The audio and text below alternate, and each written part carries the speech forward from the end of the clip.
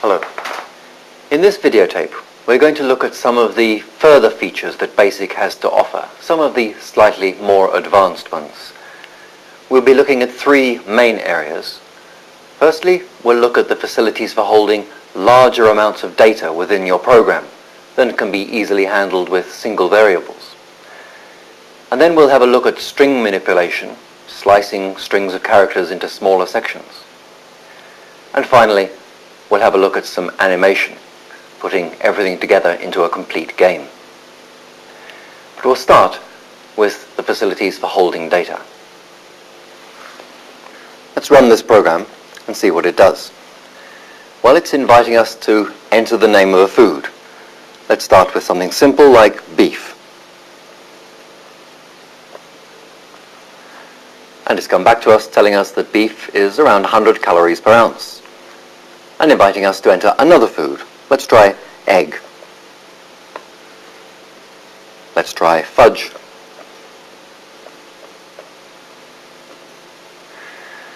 Now, it's fairly obvious from looking at that output that this program contains a fair amount of data. We know it has the names of at least 3 different foodstuffs and also their calorific values. So let's look to see how that information is being stored within the program. Well, lines 1000 onwards give us the clue as to how the information is stored. A whole series of statements, all called data statements. After each word data, we've put 2 values. The name of a food, which is a string of characters in quotation marks, and a number. And we've put a comma in between them. So in fact we have 16 values down here. 16 character values and 16 numbers to go with them. So this is one way in which we can store raw data within a BASIC program. The question is, how can we get at that data? Well, we can see that by looking at the beginning of the program. Well, the first part of the program, before the data statements, is very short. We have an input statement, a read, an if, a print, and a goto. Well, the input statement simply invites us to enter a value, and that value is put into $, a string variable. Now this read statement is new. What a read statement does is read values from data statements. So the very first time we execute this read, it's reading $, and C. So that's a string variable and a numeric variable. It'll take the first 2 data items, avocado and 25, and put them into those 2 variables. The if statement simply checks to see if $, is not equal to $. If they're not equal, it means that avocado is not the food we were looking for. It's not the value that was typed in there. And so we go back round to the read to execute it again. This time it'll read bacon and 130 into $, and C. And again the test will be made. And we'll keep going round and round and round these 2 statements until this isn't true. When $, is equal to $, it means that somewhere down in this list we found the food that was asked for. If we'd entered carrot here, then we'd stop when we reached carrot at this point. A simple print statement to print out the name of the food and the value of its calorific content, this variable C that was read with the name of the food. And then a goto statement to repeat the complete process. Let's run it again, but this time let's make a mistake with the input. This time when I run the program, I'm going to put in a food that isn't in that list of data statements. I'm going to put in fish. I get nothing printed on the top of the screen, and I get this error message, out of data. And this message simply means that I've read and I've read and I've read through my list of data statements until I've got right to the bottom and there's no more data to read, and I've still tried to read again. Now, fairly obviously, this will happen if we type in a value that isn't anywhere in this list. This comparison will force us to go round and round, reading and reading, until we run out of data. So there's one problem, reading past the end of the list because the value we're looking for isn't there. But there are other possible problems. Just note that we do have beef in the list, and we do have corn in the list. Now let's try running the program using those two values. Let's start with corn. That's worked fine. Let's now try beef. And we've got the same message, out of data, which at first sight might seem to mean that we don't have beef in the list, but we know we have. Let's go back to the listing and we'll see why that happened. As soon as we find equal values here, we'll print out a message and we'll go back to the input statement.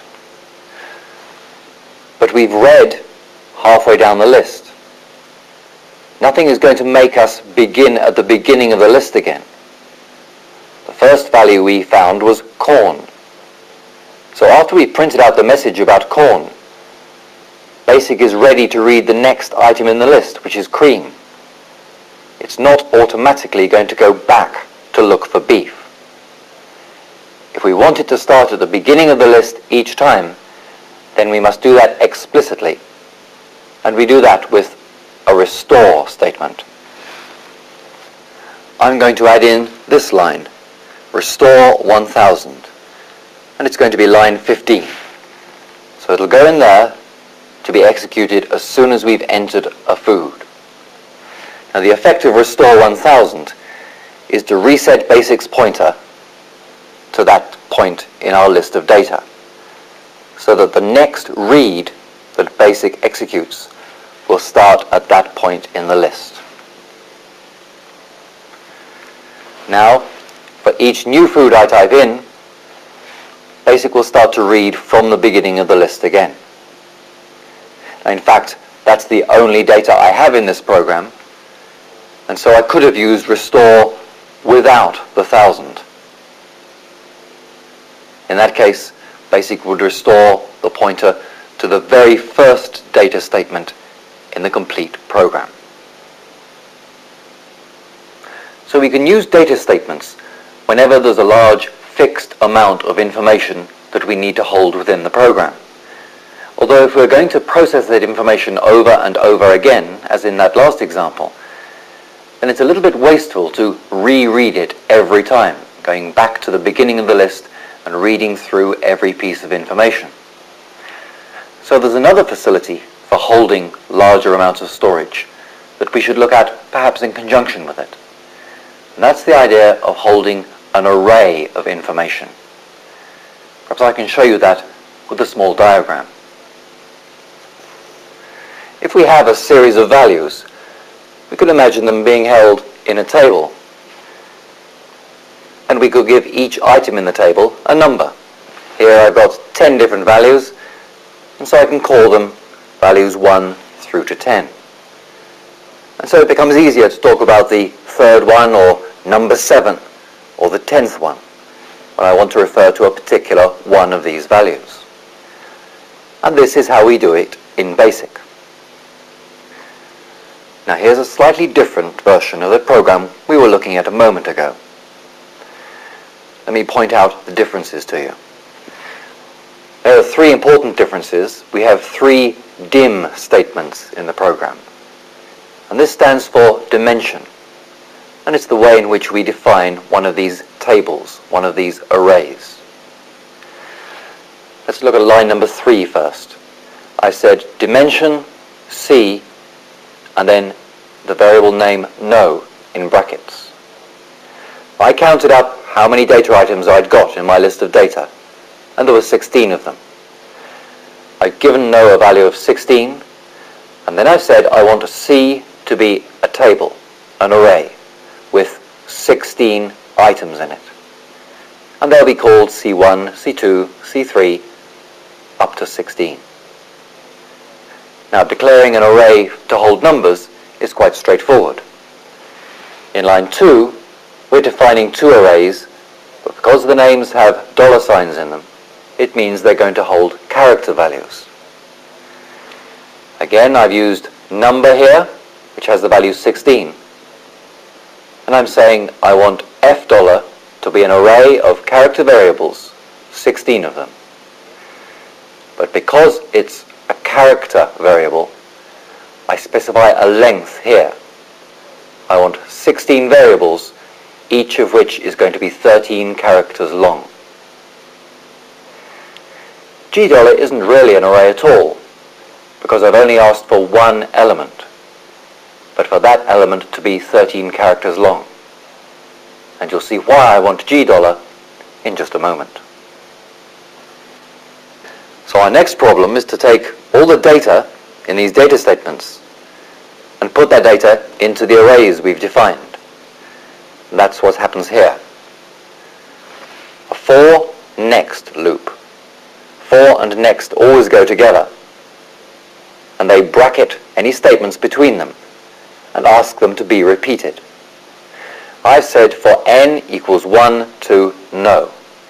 No has the value of 16, so that's like saying for n equals 1 to 16.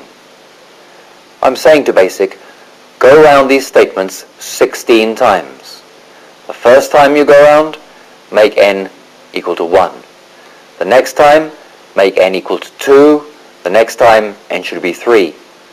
All the way up to this final value, 16. So this read statement is going to be executed 16 times. Now what are we reading? Well, we have Fn in brackets and C followed by n in brackets. Like those list of values you saw a moment ago, each of these arrays has all the items in it numbered. Now the first time I execute this statement, n has a value of 1. So that's like saying read $F number 1 and C number 1. So the first word here, avocado, will be put into the first item in this array $F. The number here, 25, will be put into the first item of C. When we come around the second time, n will be 2, so this will be $F number 2 and C number 2. We will read bacon and 130. So those two values will go into the second item of each of these two tables. So by the time we've been around here 16 times, we'll have read 16 different foodstuffs and 16 different numbers that go with them. And they'll have been put into the 16 items in $F and the 16 items in C. Now we only do that once at the beginning of the program, because here's the main part of the program, which is very similar to the part you saw before. The same prompt, enter a food, but this time I'm using $G number 1. $G was an array with only one item in it. Having input a value into $G, I now have another for next loop. For n equals 1 to no, same as before, n will go from 1 to 16. Each time I go round this set of statements, I make this test. If $G number 1, that's the value we typed in, is equal to $F number n. N is going to be 1 the first time, 2 the second time, 3 the third time. So $G will be compared with each of these in turn, down the list. As soon as we find one that's equal, we'll go to 40. For each one that's not equal, we won't go to 40, We come to the next, and we go round again to try a different value of n. So when we do find that the value we've typed in matches one of these, we come down here to statement 40. We print out the value we typed in, the word is, and then we print Cn. We're going to print the number, the same table number, or subscript as it's called, as the name that matched. So if $1 was equal to F number 5, n will be 5, n will still be 5 here, and so we'll print out the 5th calorific value, the one that corresponds. So these two arrays with the same number of elements in each are held together. As soon as we find a match for one name, we can print out the number that corresponds with it. So what happens here? If we go round and round this loop 16 times and we don't find any sort of match, we'll come to statement number 37. Here we just print out a message saying that foodstuff is not known, and we go back to statement number 10 to try again. So the one final point I wanted to make about this listing is the reason that we used $, being defined as an array, instead of a simple character variable. The reason lies here, in the definition of $. When we give the length of each string, and those strings are fixed in length. Every item in that array, $, is 13 characters long. Even if we only put a short word like egg into it, it'll be the 3 letters of egg followed by 10 spaces. So when we do the comparison down here, we need to compare two things of the same length. We know that $, is going to be 13 characters long. So we want to make sure that $, also is 13 characters long. And the easiest way to do that is to define it as an array with one element of length 13. You'll find arrays and subscripts very useful whenever your programs contain a lot of information that's basically in the same sort of form. In our example, we had a list of names of foods and we had a list of calorific values. So they were good candidates for putting in arrays.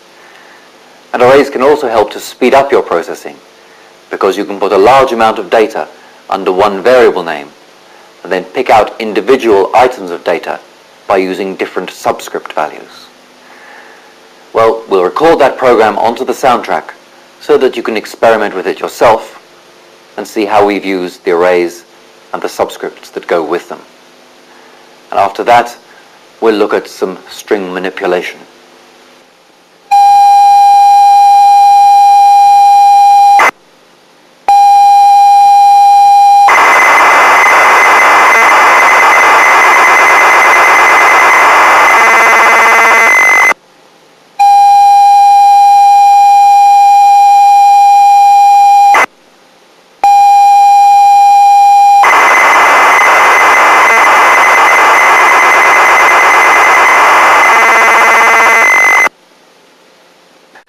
Now, we've dealt with strings of characters in the past, putting values into character variables and getting them out again. But what's very useful sometimes is to be able to take a value in a character variable and extract parts of it, perhaps the first few characters or the last few, or some out of the middle, to take a substring or a slice of a character string. Well, the Spectrum allows us to do this very easily with its string slicing facilities. And I've got a small program here which will demonstrate that to you. I've started here by putting a value into $, which is just a single character constant. And then into B, C, D, and E character variables, I'm putting various parts of my variable $. Now these brackets after the name $, show which part of the string is to be assigned across. Let's take them one at a time. $3 to 5. that says put into $B that part of the value of $A starting in position 3 and finishing in position 5. So that's C, D, and E. If I miss out the first number, as I have done in the second example, that implies from the beginning, or number 1. So into $C, I get from the beginning of $A for the first 10 characters. Similarly, with $D, I've missed out the second number here. So that means put into $D that part of $A starting in the 6th character, but going on to the end. So that will give me F through to N. And if I just put a single number here, E equals $A 3, that means just take one character from $A, the third character in this case, the C, and put it into this variable. Well, let's run the program and make sure that it works. That's the series of values that are printed. I'll list the program again so that we can compare. Print $A, that's the complete string. $B should be the 3rd to 5th characters, C through to E, which it is. $C from the beginning to the 10th character, that's A through to J. The 6th character to the end, that's the F through to the N. And then E, the single character in position 3, the letter C. Remember the quotation marks in the easy way to get different things printed on successive lines. So we can take a single string and chop it up into separate pieces using the strings slicing notation. But it's also useful to be able to join strings together. And we do that with a plus sign. I've extended that coding to give you some examples of that. Now in line 80, I'm putting into $F the value of $B plus $B. Well, $B has been left with the value CDE from this statement, so we've got CDE plus CDE. Basic will make a 6-character string out of those 2 3-character strings and put it into $F. And we can use constant values as well. Here I've taken the constant ABC and added $B to it. And we can even use string slices added together to make a new string. Here I'm putting into H the first 3 characters of $A and the last 3 from 12 to the end.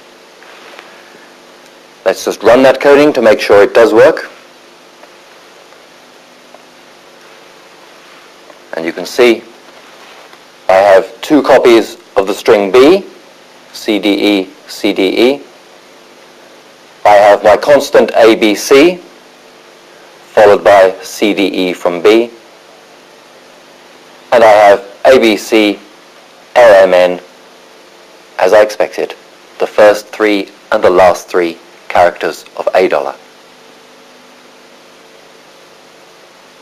So what sort of use can we put this string manipulation to? Well, word games would be an obvious example. And I've got a program here to play Hangman, which uses some of the techniques I've just been showing you.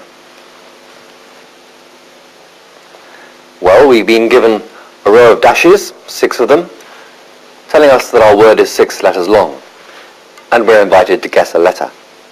Let's try an E. Yes, we have 2 E's in the word. Let's try a G. No, we've started to draw the gallows.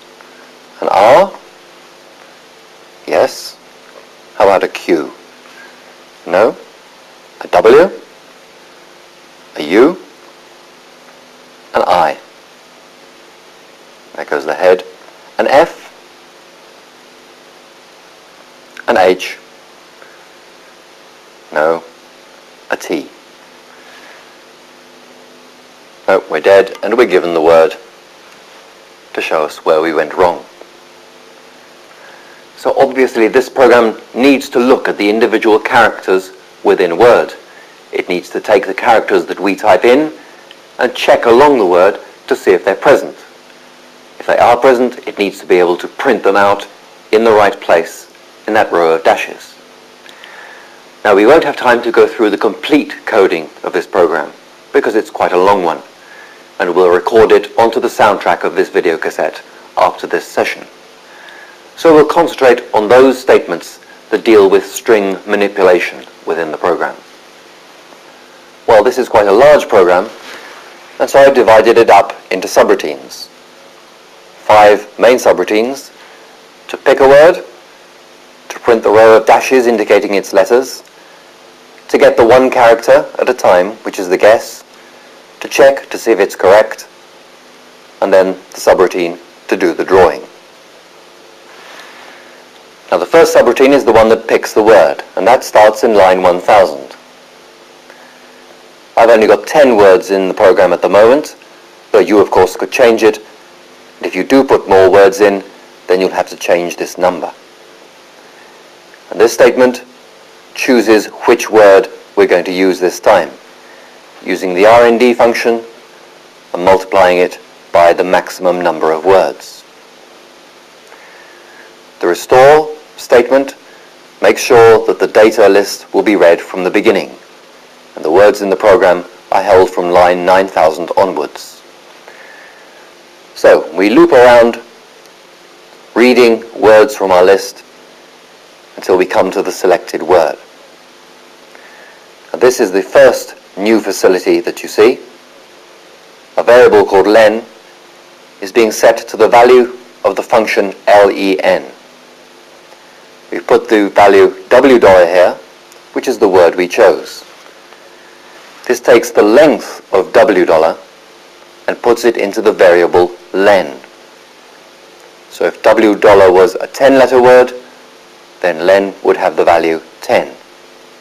And of course we'll need that value for printing out the dashes, and also for checking each letter along the word. Moving down to the next subroutine, the one starting at line 2000, you see that we use that value, the number of letters in the word, to control this for next loop. That's the one that prints out the dashes, one for each letter of the word. So if it was a 10-letter word, len would be 10, we'd go around this loop 10 times and print 10 dashes. Number of right guesses so far, 0, and the number of wrong guesses, also 0. Now the subroutine at line 3000 is the one that accepts the guess. There's the prompt, guess a letter, and then press enter. And the value we enter goes into $. Because we'll only accept a single letter at a time, we have this test. If the length of $, is greater than 1, then go to 3000. So if we typed in several letters before pressing enter, this statement would make sure we went back, gave the prompt again to try to get a single letter only. It's a very short subroutine because there's the return statement. Here's the next subroutine starting in line 4000. And this is the one that does the work of checking the individual characters. Here's a for loop starting here and finishing here.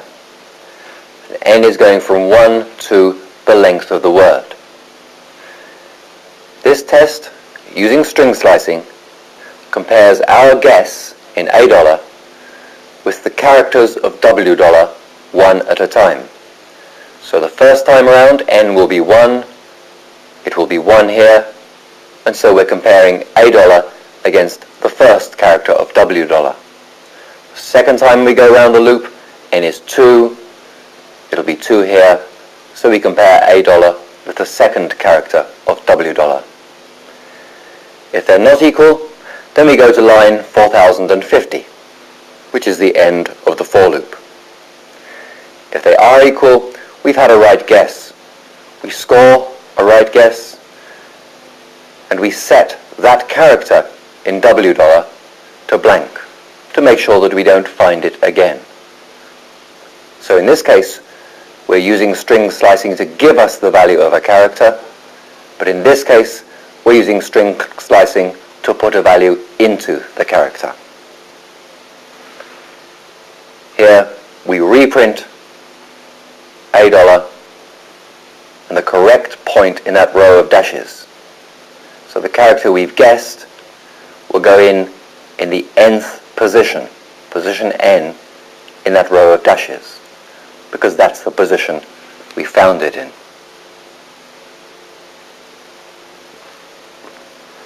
And here, from line 9000 onwards, is the list of words that I've put into the program. Now, I've only put 10 there. When you copy this program into your own machine to see how it works, then you of course can add as many more words as you want, or remove some of these. But if you do add further words, don't forget to change the maximum number at the beginning of the program.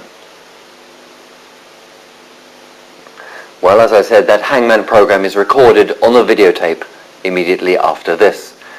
And as well as adding your own words to it, you might care to add some extra features, improve the drawing perhaps, or put in a hint facility whereby you can give the player an extra letter or two. So I'll leave that one in your hands. After the recording of the program, we'll look at some animated graphics and the first step on the way to complicated games.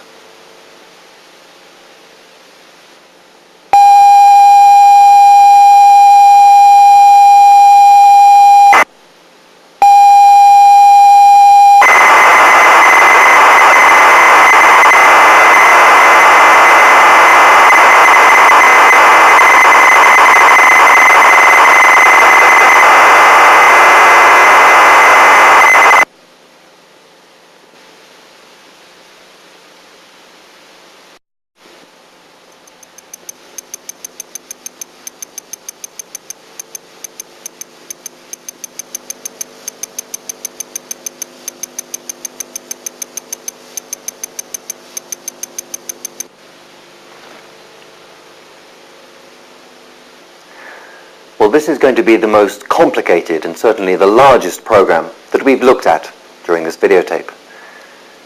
And it's going to show us a lot of new facilities of BASIC and some new ways of using the facilities that we already know.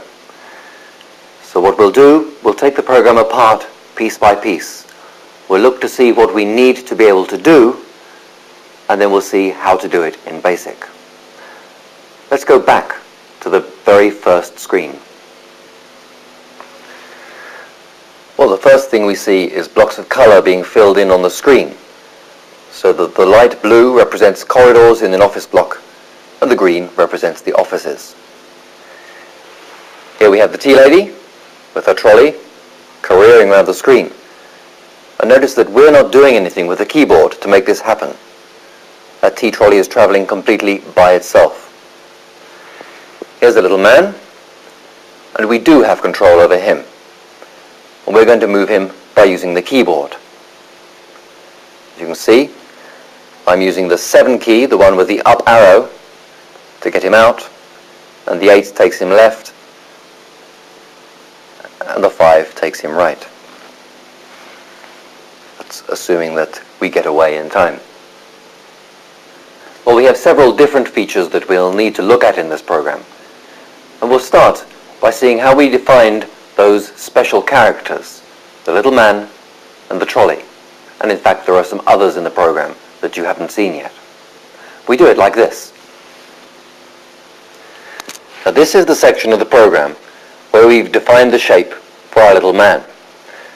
And if you look very carefully in this block of 1s and 0s, you may be able to see his outline. You'll probably see it more clearly if I color it in a little.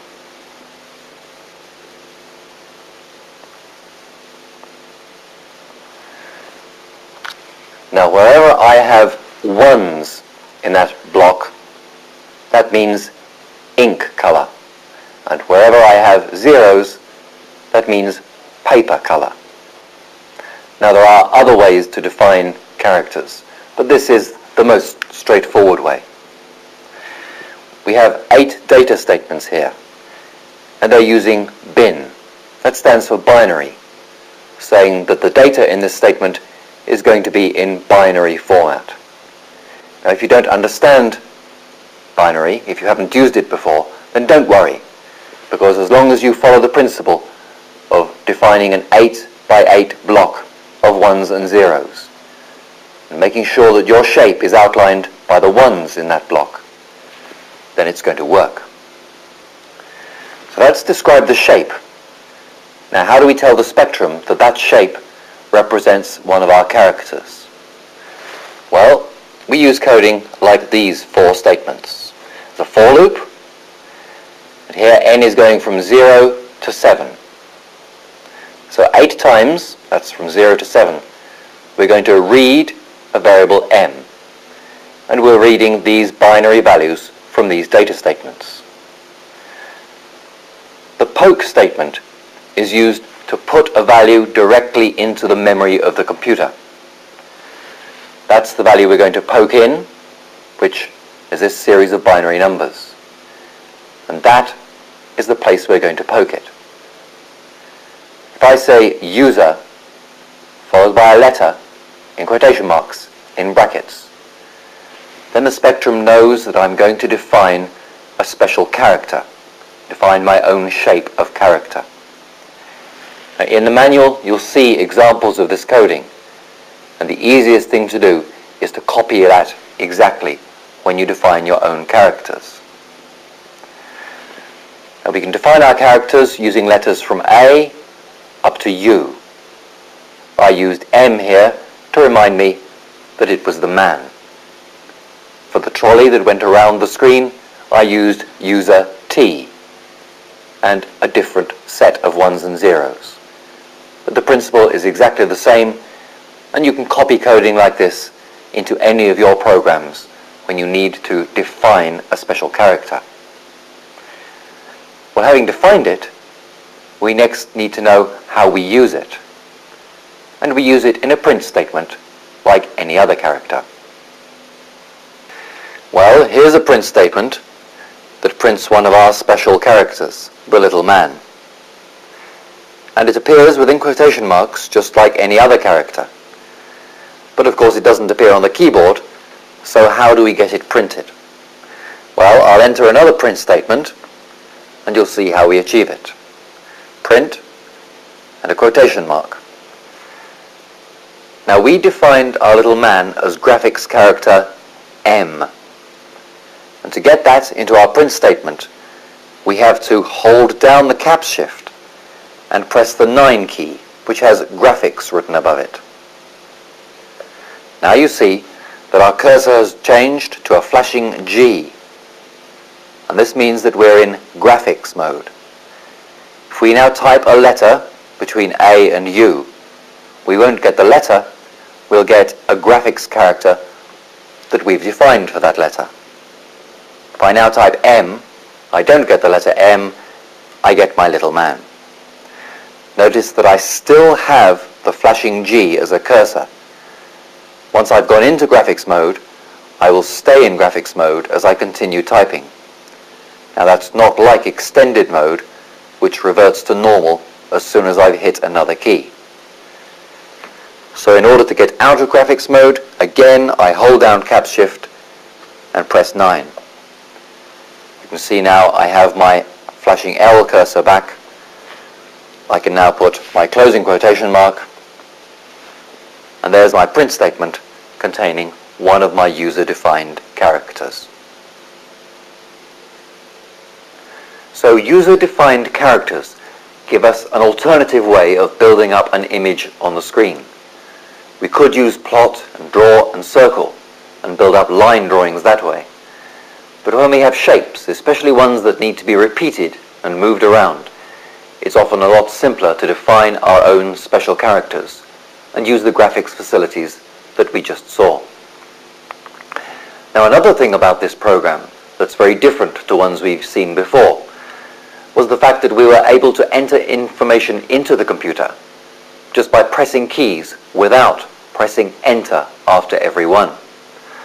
Now, this obviously means we weren't using an input statement, we were using another facility. But if you look at this part of the program, you'll see how we did it. Here at the beginning of the program, you can see the main logic. It's a loop that goes from line 100 here, round to line 800 here. And most of the work is done by calls to subroutines. Go sub 1500, go sub 2500, go sub 2000, go sub 3000. Each of those subroutines performing one specific task. Which one of them we call depends on this value of $A. W, 4, 9, P. And this statement in line 100 is one that sets the value for $A. Now I'm using a function called InKey$, and that's the one that does the input. The value that InKey$ gives us is the single character corresponding to the key that was being pressed at that particular moment. So when line 100 is executed, if one key is being pressed at that moment, then the character corresponding to that key will be put in $A. If I don't have my hand anywhere near the keyboard, then $A is set to a null string, a string of length 0. So we can still be ready to accept input as we go round and round here, but we're not stuck waiting for the enter key to be pressed. Because although most of these lines act on the result of comparing $A with another character, there's one particular line, line 130, which is always executed, go sub 2000. And it's the subroutine at line 2000 that controls the T-trolley. Remember, the T-trolley continues to move around even when we're not pressing any keys. So because InKey$ doesn't wait for a key to be pressed, the program is continually looping around here. And every time it goes around, we have a chance to move the T-trolley, whether we're moving our man or not. Now, if we watch the T-trolley as it charges around the screen, you'll notice that it stops each time it hits a wall and then goes off in a different direction, choosing randomly whether it goes back or turns to left or right. But the important thing is to be able to detect that it has reached a wall and that it doesn't go straight through the wall through to the other side. The same applies to our little man. If we take our little man out and we try to run him through the wall, he stops. The program won't let him go through the wall. In fact, there are two different types of collision detection that we need to have in our program. Now, the one kind is when the T-trolley or the man comes up against a wall, because the walls are large objects, they fill a large proportion of the screen. And so it would be very difficult to test to see if each part of the screen was wall or not wall. That sort of collision we detect by looking at the color. Now, the other sort of collision is when the man and the T-trolley itself collide.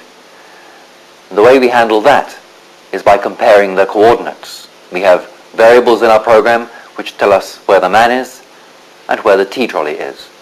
We can compare those coordinates. If the coordinates are the same, the man and the T-trolley are in the same place, and so we know that they've collided.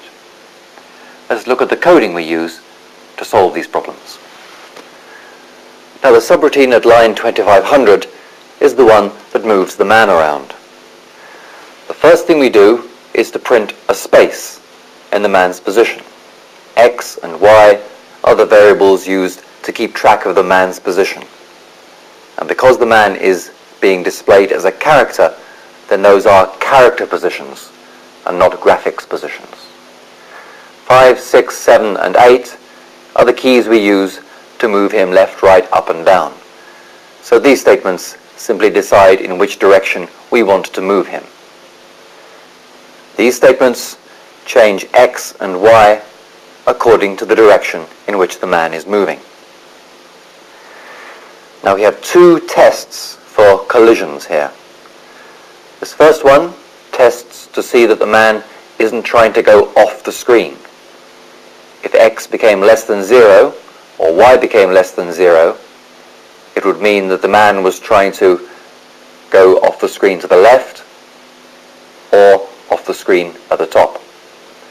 X being greater than 31 or y being greater than 21 are the other two sides of the screen. So if any of those are true, we can't let the man move.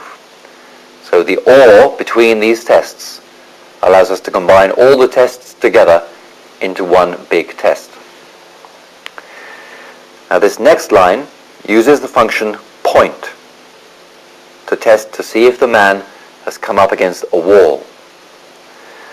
Now this rather complicated expression is needed because x and y are character coordinates. The point function tells us the color of one point on the screen, one graphics point. So these two calculations convert between character coordinates and graphics coordinates. If that particular point on the screen is paper color, we get a 0 as a result. If that particular point on the screen is ink color, we get a 1. So within our program we can look at any point on the screen and decide whether it's been painted in ink color or paper color. Now the green blocks were in ink color and the blue corridors are in paper color. So we can make the decision as to whether we let the man move or whether we prevent him from moving. There's our print statement, which will print him in the new position if he has moved, or we'll put him back in his old position if he hasn't moved. Now we can see an example of the other sort of collision detection in the T-Lady subroutine. Here, in statement 2031, Tx and Ty are the x and y positions of the T-Lady. X and y are the x and y positions of our little man. So if the T-Lady's x position is the same as our man's x position, and the T-Lady's y position is the same as our man's y position, then they're in the same place. If they are in the same place, then we call the subroutine at 6000, which is the one that produces the message saying that we've been splatted. Well, there's another obvious change that we've made to the program now, and if you listen carefully, you'll hear it. It doesn't sound quite like chinking cups, but it gives a fair approximation.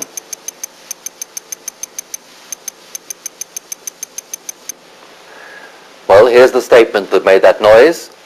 Line 2120, a beep statement. We put two numbers after the beep, the duration of the sound in seconds. As you can see, that's a very small time.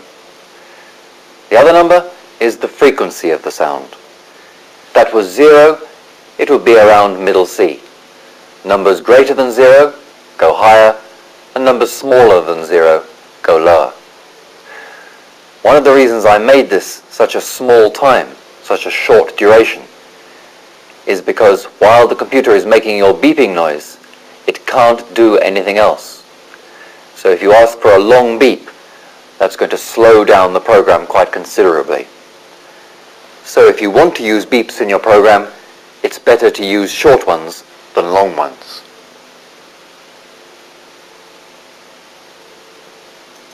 Well, we haven't had time to tell you all the features of this game. We haven't shown you the bucket of water to drop on the bomb. Oh, we didn't tell you there was a bomb to find. And you've got the problem of escaping before the bomb explodes. And that area on the left is a pointer, which is going to tell you how far you are from the bomb and in which direction it is. That's assuming you get close enough to drop your water on the bomb before it goes off, and assuming that the T-Lady doesn't get you first.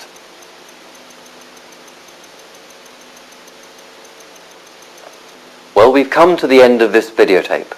We've shown you quite a few basic statements and facilities and some techniques for using them. But really there's no alternative but to sit down with your own computer and practice them. You'll need to spend quite a long time looking at the manual, checking statements, and looking at the examples of coding that you'll find in there. And I hope that you'll find the coding that we've recorded on the soundtrack for you to copy into your own computer. We hope that that'll be useful as well. Don't expect that you're going to learn BASIC immediately. It does take quite a lot of practice before you can become completely fluent, so that you know your machine, you know your keyboard, and you know what statements do what. But given time and a little bit of application, I'm sure you'll get as much fun out of writing BASIC programs as I do.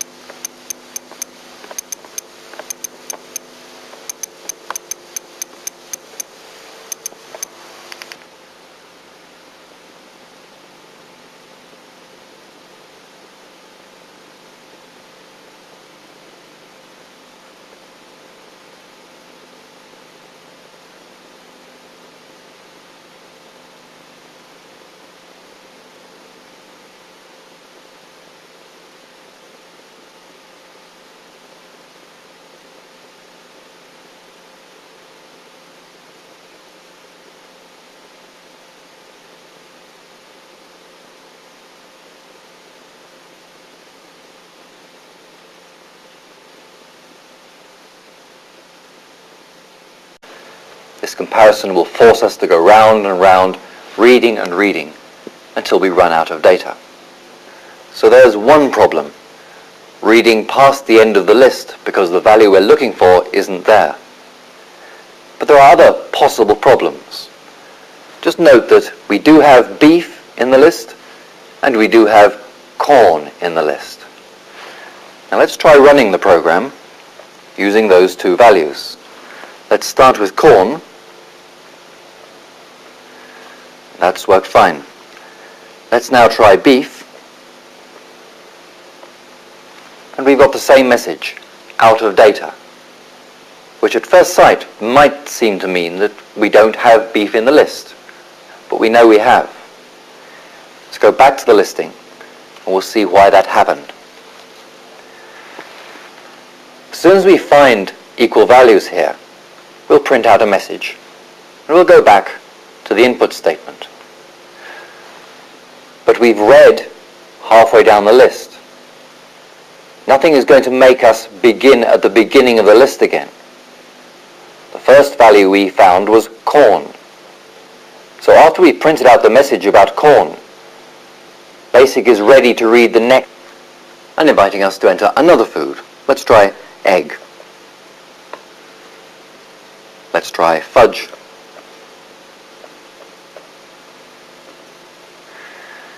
Now it's fairly obvious from looking at that output that this program contains a fair amount of data.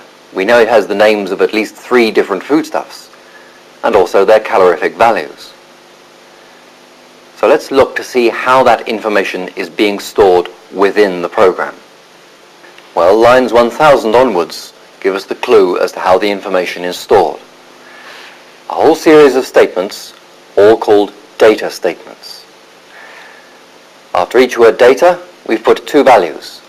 The name of a food, which is a string of characters in quotation marks, and a number. And we've put a comma in between them. So in fact we have 16 values down here, 16 character values and 16 numbers to go with them.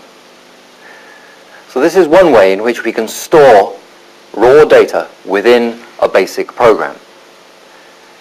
The question is, how can we get at that data? Well, we can see that by looking at the beginning of the program. Well, the first part of the program, before the data statements, is very short. We have an input statement, a read, an if, a print, and a goto. Well, the input statement simply invites us to enter a value, and that value is put into $, a string variable.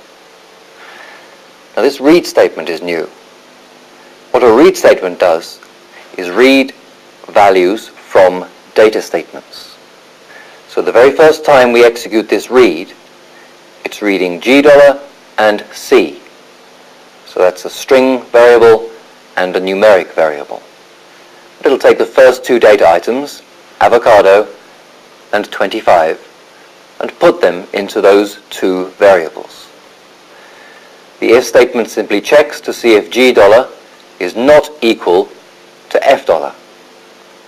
If they're not equal, it means that avocado is not the food we were looking for. It's not the value that was typed in there. And so we go back round to the read to execute it again. This time it'll read bacon and 130 into $, and C. And again the test will be made. And we'll keep going round and round and round these 2 statements until this isn't true. When $, is equal to $, it means that somewhere down in this list we found the food that was asked for. If we'd entered carrot here, then we'd stop when we reached carrot at this point. A simple print statement to print out the name of the food and the value of its calorific content, this variable C that was read with the name of the food. And then a goto statement to repeat the complete process. Let's run it again, but this time let's make a mistake with the input. This time when I run the program, I'm going to put in a food that isn't in that list of data statements. I'm going to put in fish. I get nothing printed on the top of the screen, and I get this error message, out of data.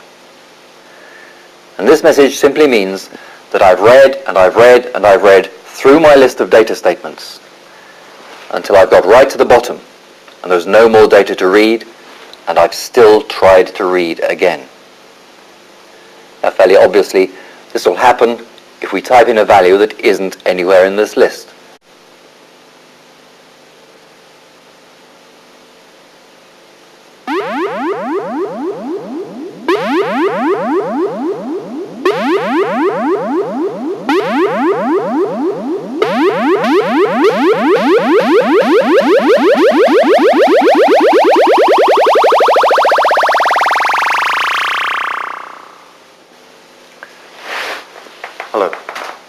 In this videotape, we're going to look at some of the further features that BASIC has to offer, some of the slightly more advanced ones.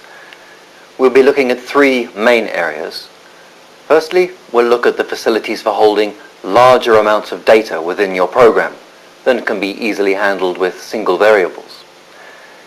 And then we'll have a look at string manipulation, slicing strings of characters into smaller sections. And finally, we'll have a look at some animation, putting everything together into a complete game. But we'll start with the facilities for holding data. Let's run this program and see what it does. Well, it's inviting us to enter the name of a food. Let's start with something simple like beef. And it's come back to us telling us that beef is around 100 calories per ounce.